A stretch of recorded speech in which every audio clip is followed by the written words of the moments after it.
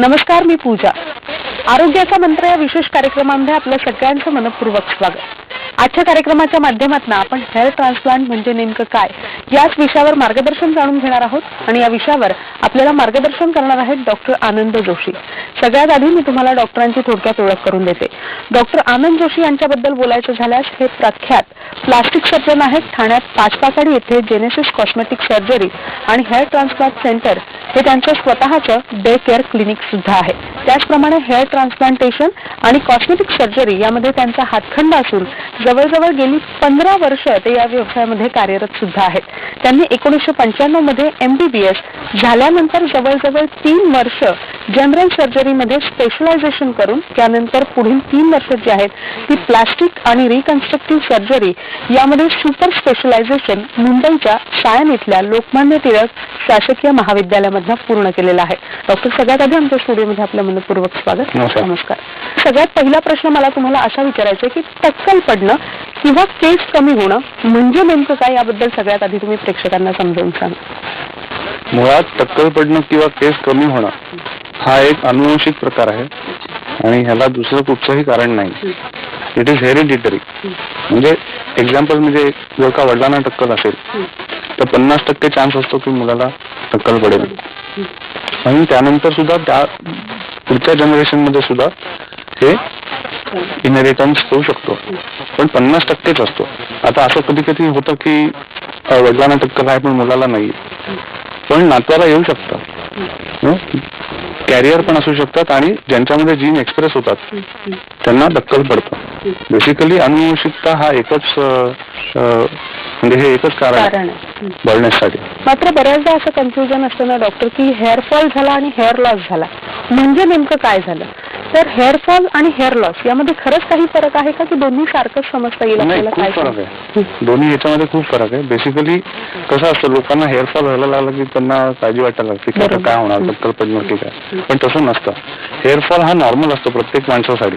साधारण आपली growth phase 18 वर्षाला पूर्ण होते, त्याच्यानंतर हेअर फॉल हा असतोच. म्हणजे प्रत्येक माणसाला निदान 100 किंवा अप टू 200 हे केस रोज गळतातच आणि हा फिजिओलॉजिकल हेअर फॉल आहे. त्याच्यात कुठचाही ॲबनॉर्मॅलिटी नाहीये. त्यामुळे हे समजून घेणं आवश्यक आहे. लोकांना फक्त वाटतं की केस गळायला लागले आता काय. नुसता हेअरफॉल होणे हे नॉर्मल आहे, पण तो जर प्रमाणात बाहेर व्हायला लागला तर त्याला आम्ही ॲबनॉर्मल म्हणतो. आणि हेअर लॉस म्हणजे विशेषतः माझ्याकडे जे पेशंट्स येतात 90 ते 95% पेशंट्स हे हेअर लॉसचे हे जेनेटिक हेअर लॉस असतात. त्यांना आम्ही अँड्रोजेनेटिक ॲलोपेशिया म्हणतो. म्हणजे मेल अँड्रोजेनेटिक ॲलोपेशिया आणि फिमेल अँड्रोजेनेटिक ॲलोपेशिया दोन्ही वेगळे प्रकार झाले. तुम्ही बघितलं तर एकंदरीत लक्षात येईल तुमच्या की बायकांना पुरुषांसारखं टक्कल कधीच पडत नाही, पण तरी फिमेल अँड्रोजेनेटिक ॲलोपेशिया हा प्रकार आहे. फक्त साधारण माथ्यावर ते टाळूपर्यंत हे केस विरळ होतात. हा फिमेल अँड्रोजेनेटिक ॲलोपेशियाचा प्रकार झाला. तुळतुळीत टक्कल बायकांना कधीच पडत नाही, तर तो मेल अँड्रोजेनेटिक ॲलोपेशियाचा प्रकार झाला. आणि त्याचं सुद्धा ग्रेडिंग केलं जातं. तुमचे किती केस गेलेत, साधारण माथ्यापासून हेअरलाईन पासून टाळूपर्यंत किती भाग रिकामा झाला याच्यावरती ग्रेडिंग असतं. ग्रेड 1 to ग्रेड 7 असं अँड्रोजेनेटिक ॲलोपेशियाचं ग्रेडिंग आहे आणि त्याप्रमाणे आम्ही त्याच्यावरती हेअर ट्रान्सप्लांट कसं करायचं त्याचं प्लॅनिंग करतो. तर आता मला असं विचारायचं की एकदा हेअर फॉल झाला किंवा हेअर लॉस झाला की आपल्याला खूप काळजी पडायला सुरुवात होते आणि मग आपलं लक्ष जातं ते ट्रीटमेंटकडे. कोणत्या प्रकारची ट्रीटमेंट तुम्ही अशा लोकांना पुरवत असता किंवा असे पेशंट जेव्हा तुमच्याकडे येतात की माझा हेअर लॉस होतोय, माझा हेअर फॉल होतोय, मग कशा प्रकारची ट्रीटमेंट तुम्ही त्यांना देत असता, काय सांगा? मी सांगितल्याप्रमाणे जर हेअरफॉल ॲबनॉर्मल असेल तरच मी ट्रीटमेंट देणार. मेडिकल ट्रीटमेंट ह्या फार थोड्या आहेत आणि खूप थोडे ड्रग्ज आहेत hair basically for hair improvement. त्यामुळे ॲबनॉर्मल असेल तरच आम्ही मेडिकल ट्रीटमेंट देतो. आणि मेडिकल ट्रीटमेंटचं एक वैशिष्ट्य म्हणजे जोपर्यंत तुम्ही मेडिकल ट्रीटमेंट घ्याल तोपर्यंत त्याचा इफेक्ट दिसून येतो. So medical treatments are essentially temporary. आणि जेव्हा हेअर लॉस होतो आणि अनुवंशिक अँड्रोजेनेटिक ॲलोपेशिया आहे तेव्हा आम्ही ट्रान्सप्लांट ॲडवाइस करतो, कारण त्याला दुसरा कुठचा पर्याय नाही आहे. जे रेस्टोरेशन आपल्याला मिळतं ट्रान्सप्लांटेशन ते कुठच्याही मेडिकल ट्रीटमेंटने मिळू नाही शकत. म्हणून transplant is the only option for androgenetic alopecia. Hair transplant म्हणजे नेमकं काय असतं? ऐकलं तर हे खूप मोठं वाटतं, पण हे खरंच काय असतं आणि कशा पद्धतीने ते तुम्ही करत असता याबद्दल काय सांगा? ट्रान्सप्लांट काय हाच प्रश्न बऱ्याच लोकांना असतो. आणि असे बरेच लोक विचारतात की काय करता तुम्ही नक्की, कुठून आणता केस. तर ट्रान्सप्लांट म्हणजे हे बेसिकली हा हेअर ट्रान्सप्लांटेशन हा शब्द हा पॉप्युलर झाला. बरोबर. ऍक्च्युअली सायंटिफिकली बघायला गेलं तर हे ट्रान्सप्लांटेशन नाहीये, त्याला आम्ही मायक्रो ग्राफ्टिंग म्हणतो. म्हणजे तुमचे स्वतःचे केस एका ठिकाणाहून दुसऱ्या ठिकाणी आम्ही ग्राफ्ट करतो. जनरली ऑर्गन ट्रान्सप्लांटेशन म्हणजे काय, दुसऱ्याचं ऑर्गन घेऊन तुमच्या बॉडीमध्ये ट्रान्सप्लांट करणे. पण हे नाव नुसतं पॉप्युलर झालंय, पण in the true sense it is not a transplant, it is grafting. आता तुम्ही नीट ऑब्झर्व केलं तर कानाच्या वरती आणि पायूच्या खाली हा जो झोन आहे ह्याला आम्ही डोनर झोन म्हणतो. तिथे कोणालाच टक्कर पडत नाही, पण तो परमनंट झोन असतो, जेनेटिकली स्टेबल. त्यामुळे त्याच झोन मधनं हेअर रूट्स आम्ही एक्स्ट्रॅक्ट करतो आणि जिथे लॉस झालाय त्या एरियामध्ये इम्प्लांट करतो. त्याला मायक्रोग्राफ्टिंग म्हणतात, म्हणजेच ट्रान्सप्लांटेशन. मात्र याची जी टेक्निक असते ती नेमकी कशा पद्धतीने तुम्ही वापरली जाते? मला वाटतं याची सुद्धा उत्सुकता खूप लोकांमध्ये असते. कशा पद्धतीची टेक्निक तुम्ही या सगळ्यामध्ये वापरत असता? खूप कठीण असतं का, किंवा पेशंटला या सगळ्याचा त्रास होत असतो का, हे समजून घेणं मला वाटतं प्रत्येकासाठी खूप गरजेचं आहे. याबद्दल काय सांगाल? कठीण नाहीये, म्हणजे माझ्यासाठी तर रोजचं काम. बरोबर. पण प्रिन्सिपल समजून घ्या. हेअर रूट्स म्हणजे ज्याला आम्ही फॉलिकल ग्राफ्ट म्हणतो, ते एका एरियामधून एक्स्ट्रॅक्ट करून, म्हणजे डोनर झोन मधून एक्स्ट्रॅक्ट करून हेअर लॉसच्या एरियामध्ये इम्प्लांट करणे, हे त्याचं सिंपल प्रिन्सिपल आहे. आता त्याच्या दोन प्रकारच्या वेगळ्या टेक्निक्स आहेत. पहिलं टेक्निक म्हणजे स्ट्रिप टेक्निक. इंटरनेटवरती सुद्धा खूप माहिती अवेलेबल आहे, पण सगळीच माहिती बरोबर असेल असं नाहीये. आणि दुसरं टेक्निक म्हणजे सिंगल एक्स्ट्रॅक्शन, ज्याला FUE असं म्हणतो, म्हणजे फॉलिकल युनिट एक्स्ट्रॅक्शन. हे दोन वेगळ्या सर्जिकल पद्धती झाल्या. मुळात एक समजणं गरजेचं आहे की हेअर ट्रान्सप्लांटेशन हे एक सर्जिकल प्रोसिजर आहे. It is an operative procedure which is done under local anaesthesia. म्हणजे फक्त लोकल अनेस्थेशियामध्ये ही सर्जरी पॉसिबल असते.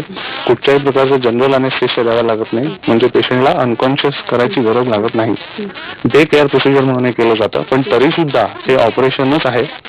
आणि नॉन सर्जिकल हेअर ट्रान्सप्लांट जे काय आपण ऍडव्हर्टाइजमेंट मध्ये वगैरे बघतो ते खरं नाहीये. It is an operative procedure, so it has to be understood. नक्कीच.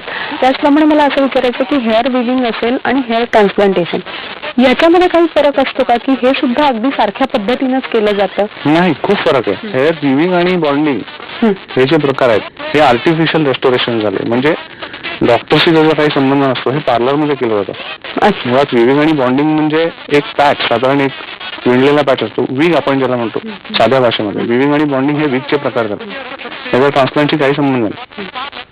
बेसिकली खूप तफावत येतो ना दोघांमध्ये. विविंग आणि बॉन्डिंग हे इमिजिएट आहे. तुम्ही पार्लरमध्ये जा आणि एक विग घेऊन किंवा बॉन्डिंग किंवा विविंग करून बाहेर तुमचा लुक चेंज झालेला असतो. पण हेअर ट्रान्सप्लांटचा मूळ प्रिन्सिपल काय आहे, तुम्ही इम्प्लांटेशन केल्यानंतर त्याला भरपूर वेळ लागतो. 6 महिने वेटिंग टाइम आहे. 6 महिन्यानंतरच इम्प्लांट केलेले केस वाढायला लागतात आणि त्याच्यानंतर तुम्हाला पूर्ण 1 वर्ष लागतं पूर्ण रिझल्ट दिसायला. तो दोन्ही खूप फरक आहे. एक नॉन सर्जिकल आहे आर्टिफिशियल हेअर आणि एक नॅचरल हेअर. ट्रान्सप्लांटेशन मध्ये तुमचे स्वतःचे केस असतात जे वाढत राहतात आणि जे नंतर आयुष्यभर तसेच राहतात. त्या केसांना कुठल्याही प्रकारचा मेंटेनन्स लागत नाही. मात्र हे सगळं करत असताना त्या पेशंटवर कोणत्याही प्रकारचे साईड इफेक्ट होऊ नये यासाठी तुम्ही विशेष अशी काळजी घेत असता. हे साईड इफेक्ट होतात का, आणि दुसरी गोष्ट होऊ नये याच्यासाठी काही विशिष्ट प्रकारची काळजी घेतली जाते का, याबद्दल काय सांगा? चांगला प्रश्न आहे. बेसिकली साईड इफेक्ट सर्जरी म्हटल्यावर थोडेफार साईड इफेक्ट आलेच, पण त्याला आम्ही साईड इफेक्ट न म्हणता कॉन्सिक्वेन्सेस म्हणतो, म्हणजे एसेन्शियालिटीज. आता तुम्ही एखादी सर्जरी केली थोडासा पेन फॅक्टर हा असतोच, कुठलंही ऑपरेशन असू दे, अपेंडिक्स असू दे किंवा त्रासही असू दे. तसंच हेअर ट्रान्सप्लांटेशन हे ऑपरेशन आहे, त्यामुळे त्याचा एक थोडा पेन फॅक्टर हा असतोच आणि त्याला एक डाऊन टाइम असतो. त्यामुळे साधारण हेअर ट्रान्सप्लांटचा डाऊन टाइम हा 3 ते 4 दिवसाचा असतो. 1 किंवा 2 दिवस ऑपरेशनला लागतात, त्यानंतर 1-2 दिवस तुम्हाला आम्ही नक्की घरी बसून रेस्ट घ्यायला सांगतो. बेड रेस्टची गरज नसते, पण तुम्ही घरी आराम करा. ग्राफ्टेड एरिया प्रोटेक्ट केली पाहिजे 2-3 दिवस, नंतर 5व्या दिवशी तुम्ही जाऊ शकता. तो हा डाऊन टाइम आहे, हा समजणं गरजेचं आहे. तुम्ही ताबडतोब सगळं करू शकत नाही, कामावर जाऊ शकत नाही. तर ह्या लिमिटेशन्स आहेत. आणि साईड इफेक्ट म्हणाल तर हेअर ट्रान्सप्लांट हे अतिशय सेफ प्रोसिजर आहे. त्याची कॉम्प्लिकेशन्स फार नाही आहेत, पण ते व्यवस्थितरित्या केलं तरच. म्हणजे योग्य तज्ञांच्या मार्गदर्शनाखाली योग्य जर का ते तज्ञांनी केलं गेलं तर ह्याचा कोणत्याही प्रकारचा साईड इफेक्ट आपल्याला होताना दिसून येत नाही. त्याचप्रमाणे मला असं म्हणायचं की जसे तुम्ही म्हणालात की योग्य तज्ञांच्या मार्गदर्शनाखाली जर काही केलं तर याचा कोणत्याही प्रकारचा साईड इफेक्ट आपल्याला दिसून येत नाही. मात्र बऱ्याचदा असं होतं की खूप कमी वयात सुद्धा आपल्याला हे टक्कल पडणं दिसून येतं आणि मग प्रश्न पडतो की याच्यावर आता काय उपाय आहे नेमका. तर हे सगळं करत असताना कोणत्याही प्रकारच्या वयाची अट असते का किंवा वय मर्यादा असते का हे करून घेताना, आणि जर कमी वयामध्ये केलं तर ह्याचे कोणते साईड इफेक्ट दिसून येतात का, याबद्दल तुम्ही काय सांगू? कमी वयात मुळात 18 वर्षाच्या खाली कोणाला टक्कल पडतच नाही, त्यामुळे हेअर ट्रान्सप्लांट करण्याचा प्रश्न येतच नाही. साधारण 20-25 नंतर टक्कल पडायला सुरुवात होते आणि तेव्हाच ट्रान्सप्लांटेशनची गरज असते पेशंटला. पण जेवढा पेशंट यंग तेवढे साईड इफेक्ट निश्चितच कमी. जेवढा पेशंट एज मी जास्त असतो तेवढे त्याचे मेडिकल कॉम्प्लिकेशन्स वाढतात. कोणाला डायबिटीस असतो, कोणाला ब्लड प्रेशर असतं, कोणाला हार्ट डिसीज असतं. तर त्या हिशोबाने ऑपरेशनसाठी आम्हाला काय काळजी घ्यावी लागते हे एजनुसार आम्हाला प्रत्येक पेशंटच्या बाबतीत ठरवावं लागतं. तो पेशंट फिट आहे की नाही ऑपरेशनसाठी, तरच मी त्याला ट्रान्सप्लांटेशन करू शकतो. त्यामुळे जसं एज वाढत जातं तसं साईड इफेक्टचं प्रमाण वाढू शकतं. पण जर पेशंट एखाद्या ऑपरेशनसाठी फिट असेल तर साईड इफेक्टचा प्रश्न येत नाही. आणि मी जसं म्हटलं तसं तज्ञांनी जर ऑपरेट केलं असेल आणि क्वालिफाईड माणसं जर असतील ऑपरेट करणारे तर साईड इफेक्टचं प्रमाण निश्चितच कमी होतं. हल्ली आजकालच्या याच्यात तुम्ही मला विचाराल तर खूप अनक्वालिफाईड क्लिनिक्स आहेत जिथे टेक्निशियन्स ऑपरेट करतात, सर्जन्स नसतात सुद्धा कधी कधी. अशा जर एन्व्हायरमेंटमध्ये जर ऑपरेशन झालं तर मग साईड इफेक्टचं प्रमाण निश्चितच जास्त असणार आहे. मला वाटतं आजकाल हेअर ट्रान्सप्लांटसाठी बऱ्याचशा ऍडव्हर्टिजमेंट आपण बघत असतो किंवा बरेचसे असे ऑइल आहेत की हे तुम्ही आपल्या केसांवर इतके दिवस अप्लाय करा, त्यानंतर आपले केस पुन्हा पूर्ववत होतील. तर हे सगळं कितपत खरं आहे की खरंच योग्य तज्ञांचा सल्ला घेऊनच हे सगळं केलं गेलं पाहिजे, हे कितपत खरं आहे, या सगळ्याबद्दल आपल्याला तुमच्याकडनं जाणून घ्यायचंय. मात्र एका छोट्याशा विश्रांतीची वेळ झाली, लगेचच भेटतोय. तुम्ही मात्र कुठेही जाऊ नका, पाहत राहा आमचा विशेष कार्यक्रम आरोग्याचा मंत्र.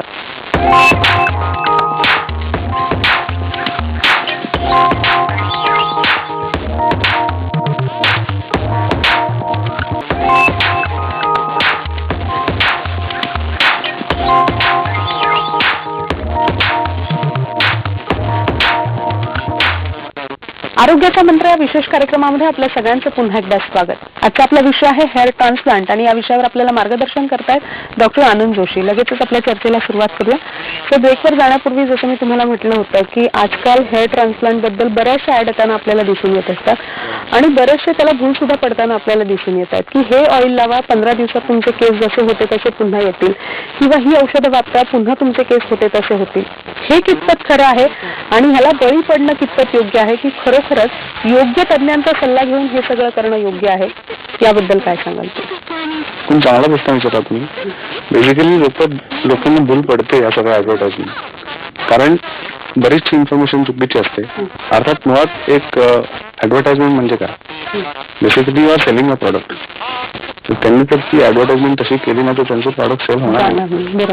मुळात बऱ्याचशा ऍडव्हर्टाइजमेंट चुकीच्या असतात. ऑइल्स किंवा काही सोल्युशन ज्यांनी केस येतात किंवा पूर्ववत होतात, ह्या बऱ्याचशा प्रमाणात खऱ्या नसतात. बेसिकली ॲलोपेशियाचे जे काही मी प्रकार सांगितले तुम्हाला हे मुळात जेनेटिक आहेत आणि त्याच्यावर फारशी काही मेडिकल ट्रीटमेंट अवेलेबल नाहीये. फक्त थोड्याफार प्रमाणात साधारण 10-15% पर्यंत इम्प्रुव्हमेंट तुम्हाला मिळू शकते. पूर्ववत रेस्टोरेशन हे कुठच्याही मेडिकल थेरपीने होत नाही. त्यामुळे ह्या ऍडव्हर्टाइजमेंट्सना पडू नये असा मी सल्ला देईल. आणि जर तुम्हाला दिसलीच कुठची ऍडव्हर्टाइजमेंट तर कुठेतरी तज्ञाला नक्की विचारा की ह्याच्यात काही खरंच सत्य आहे का नाही आहे आणि त्यानंतर तो वापरा. नक्कीच. जसे मी डॉक्टर सुरुवातीला म्हटलं की हेअर ट्रान्सप्लांट हा ऐकला तर खूप मोठा शब्द वाटतो आणि मग सगळ्यात मोठा प्रश्न उभा राहतो की हे जर मी केलं तर मला याची कॉस्टिंग किती पडेल.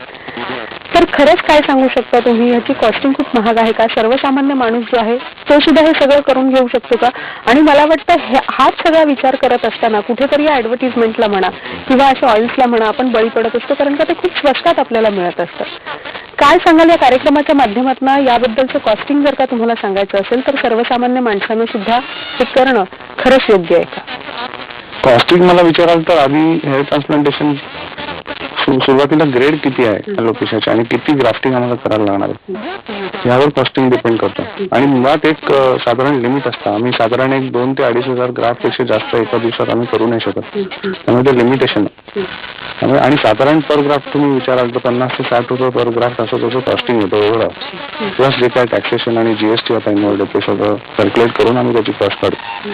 पण बऱ्याचशा ऍडव्हर्टाइजमेंट असतात जे खूप कमी कॉस्टिंगमध्ये हेअर ट्रान्सप्लांट केलं जातं. पण तिथे तुम्हाला अतिशय महत्वाचा मुद्दा आहे की तुम्हाला फाइंड आउट करणं गरजेचं आहे की तिथे खरंच क्वालिफाईड डॉक्टर आहेत का तुम्हाला टेक्निशियन ऑपरेट करतायत. त्यामुळे त्यांना लोकांना बेसिकली हे बिझनेस मॉडेल म्हणून परवडतं, पण नंतर ते तुम्हालाच त्रासदायक ठरू शकतं.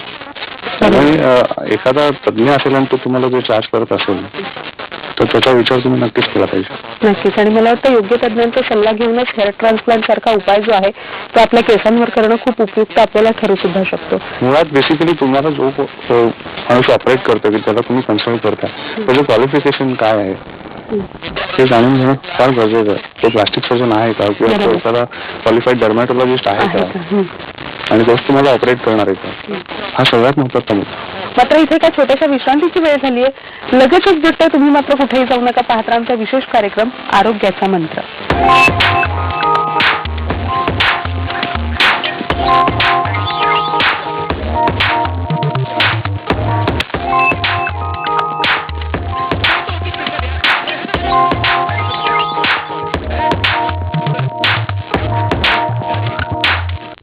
आरोग्याचा मंत्र या विशेष कार्यक्रमामध्ये आपल्या सगळ्यांचं पुन्हा एकदा स्वागत. पीआरपी स्टेम सेल थेरपी ही नेमकी काय असते आणि मल्टिप्लिकेशन आणि डुप्लिकेशन हा नेमका काय प्रकार असतो आणि हे कशा पद्धतीने तुम्ही तुमच्याकडे येणाऱ्या पेशंट्सना समजावून सांगत असतात याबद्दल तुम्ही आम्हाला काय मार्गदर्शन करा. हा पण एक अतिशय महत्वाचा प्रश्न विचारला तुम्ही. बेसिकली पीआरपी आणि स्टेम सेल थेरपी म्हणजे मी आधी पीआरपी बद्दल बोलतो. पीआरपी म्हणजे बेसिकली प्लेटलेट रिच प्लाझ्मा ही एक प्रकारची ट्रीटमेंट आहे, इंजेक्शन ट्रीटमेंट. त्याच्यात ब्लड कॉम्पोनंट्स इंजेक्ट केले जातात स्कॅल्पमध्ये. म्हणजे ब्लड काढून त्याच्यातला प्लेटलेट फॅक्टर काढून तो इंजेक्ट केला जातो. त्याच्यात ग्रोथ फॅक्टर्स असतात म्हणून. पण मुळात याच्यावरती सायंटिफिक अजून बेसिस नाहीये. एक्सपेरिमेंटल मोडवरती केलं जातं आणि सगळे रिझल्ट टेम्पररी असतात. परमनंट रिझल्ट कधीच मिळत नाही. त्यामुळे मी स्वतः कोणाला ऍडवाइस करत नाही, पण ह्याचा फायदा होत नाही असं मी म्हणणार नाही. पण ज्यांना टेम्पररी रिझल्टचं एक्सपेक्टेशन असेल आणि ज्यांना परत परत करायची इच्छा असेल त्यांनी करून घ्यावं. पण आय पर्सनली डोंट ऍडवाइस दिस. दुसरा स्टेम सेल बद्दल जे तुम्ही विचारलं ते सगळं आता अजून एक्सपेरिमेंटल स्टेजमध्ये आहे. Stem cells are just budding आणि त्याच्यात आपल्याला अजून सायंटिफिकली काहीच माहित नाही. त्यामुळे त्याच्यावरती डॉक्युमेंटेड रिझल्ट अजून कुठेच अवेलेबल नाही आहेत. त्यामुळे त्या ऍडव्हर्टाइजमेंट्सना भुलून जाऊ नये. They are just advertisements at this point of time. पुढे 25 वर्षानंतर काय होईल हे मला नाही सांगता येणार. कदाचित होईल हे पण आता नाहीये हे समजणं आवश्यक आहे. आणि नंतर तुम्ही डुप्लिकेशन आणि मल्टिप्लिकेशन जे म्हणालात ते सुद्धा एक गिमिक आहे ऍडव्हर्टाइजमेंट. ऐकायला खूप छान वाटतं. एक केस काढला त्याचे 2 केले 3 केले असं कधीच शक्य झालेलं नाही. अजूनपर्यंत तरी जगात कुठेच शक्य झालेलं नाही. त्यामुळे ह्या ऍडव्हर्टाइजमेंट्सना बळी पडू नये. म्हणजे या सुद्धा एक प्रकारच्या जाहिरातीच असतात असं आपण म्हटलं तरी चालू शकतं. आणि एक समजणं गरजेचं आहे तुमच्या डोक्यावरच्या स्कॅल्पच्या डोनर एरियामध्ये हे number of hair roots is always constant. ते कधीच मल्टिप्लाय होत नाहीत. त्यामुळे ट्रान्सप्लांटेशनसाठी किंवा ग्राफ्टिंगसाठी मी जेवढे रूट्स किंवा फॉलिकल युनिट्स काढणार आहे तेवढे त्या एरियामधनं हे वजा झालेले असतात आणि ते दुसरीकडे ऍड होतात. आणि जिथून मी मुळासकट फॉलिकल काढतो तिथे पुन्हा केस येत नाही हे समजणं अतिशय आवश्यक आहे. त्यामुळे we have a limited supply of hair follicles for transplantation. हे अतिशय महत्वाचं आहे. त्यामुळे ह्या ऍडव्हर्टाइजमेंट्सना भुलून जाऊ नये. प्रत्येक प्रोसिजरचं हे एक लिमिटेशन आहे. त्यामुळे हेअर ट्रान्सप्लांटची लिमिटेशन जेव्हा तुम्हाला कळतील तेव्हाच any patient would be happy. खरं तर आज आपण हेअर ट्रान्सप्लांट बद्दल बोलतोय, मात्र तुमच्याकडे बऱ्याचदा बॉडी ट्रान्सप्लांट सुद्धा केलं जातं. हे नेमकं काय आहे आणि कशा पद्धतीने हे केलं जातं? ही सुद्धा एका विशिष्ट प्रकारची सर्जरी आहे का? याला साधारण किती वेळ लागतो? असे बरेच प्रश्न लोकांच्या मनात आहेत. काय सांगाल या? बॉडी हेअर ट्रान्सप्लांट बेसिकली कसं असतं, कोणाला डोक्यावरती आता केस शिल्लक नाहीये, डोनर एरिया फारच कमी आहे, तर आम्ही दुसऱ्या एरियामधून केस घेऊन ट्रान्सप्लांट करू शकतो. त्याला बॉडी हेअर ट्रान्सप्लांटेशन म्हणतो. अर्थात त्याच्यात पण खूप चुकीचे ऍडव्हर्टाइजमेंट इंटरनेटवर केलेले आहेत.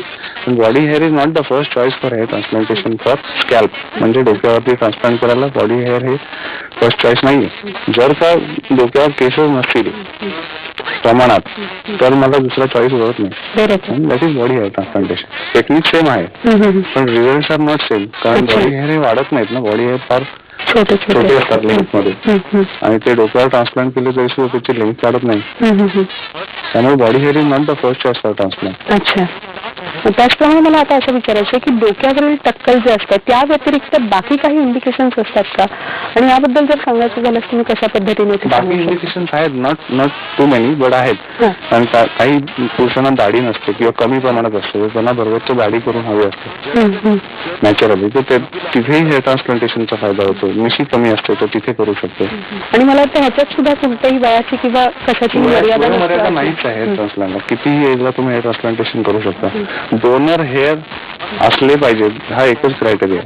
आणि दुसरा क्रायटेरिया म्हणजे पेशंट सर्जरीसाठी फिट असला पाहिजे. आणि दुसरा एक म्हणजे केस पांढरे असो किंवा काळे असो. बरेच जणांना वाटतं की केस पांढरे झाल्यावर ट्रान्सप्लांट कसं करणार, तसं नाहीये. केस पांढरे असू दे किंवा काळे असू दे त्याचा काही फरक पडत नाही. म्हणजे ज्यांचं अनुवंशिक आहे त्यांनीच हे सगळं करणं खूप गरजेचं आहे. हेअर ट्रान्सप्लांट बेसिकली अनुवंशिक पडण्यासाठीच केलं होतं. अँटिजेनेटिक ॲलोपेशियासाठीच फक्त हेअर ट्रान्सप्लांट केलं जातं, बाकी कुठच्याच इंडिकेशन्स नाही. नक्कीच. एक तज्ञ म्हणून जर तुम्हाला सल्ला द्यायचा असेल या कार्यक्रमाच्या माध्यमातून प्रेक्षकांना सल्ला द्यायचा झाल्यास काय द्याल? मुळात तुम्हाला एखादा प्रॉब्लेम तुम्हाला वाटत असेल की केसांचा काही प्रॉब्लेम आहे का, एखाद्या तज्ञाचा सल्ला घ्या. ऍडव्हर्टाइजमेंटला बोलून जाऊ नका. आणि ज्यांना कोणाला कन्सल्ट करतात त्याचं क्वालिफिकेशन बघून घ्या. तुम्हाला कोण ऑपरेट करणार आहे त्याचं क्वालिफिकेशन बघणं फार गरजेचं आहे, असं मी सगळ्यांना सांगेन. आणि दुसरं म्हणजे एक जनरल सांगतो, कुठच्याही माणसाला किंवा पुरुषाला असं टक्कल असेल किंवा बाईला टक्कल असेल तर ट्रान्सप्लांट करणं अत्यावश्यक आहे आणि गरजेचं आहे असं मी अजिबात सांगणार नाही. ज्याला आवड आहे. बरोबर. तो प्रत्येकाचा पर्स्पेक्टिव्ह झाला. प्रत्येक जण आपण स्वतःबद्दल काय विचार करतो त्याप्रमाणे त्यांनी डिसिजन घ्यायचा असतो. काही लोक टक्कल असून सुद्धा सपोर्ट करतात, दे आर व्हेरी हॅपी, त्यांच्या पर्सनॅलिटीला ते सूट होतं.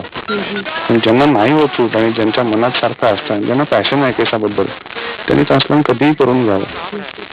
It is not a compulsion, it is your own purview. नक्कीच. हेअर ट्रान्सप्लांट म्हणजे नेमकं काय, ते कशा पद्धतीनं केलं जातं आणि ते किती सोप्या रीतीनं केलं जातं हे खरं तर तुम्ही आजच्या कार्यक्रमाच्या माध्यमातून आमच्या प्रेक्षकांना समजवण्याचा प्रयत्न केला, त्याबद्दल आपले मनपूर्वक आभार. नमस्कार. आरोग्याचा मंत्र विशेष कार्यक्रमामध्ये आज आपण इथेच थांबतोय. नमस्कार.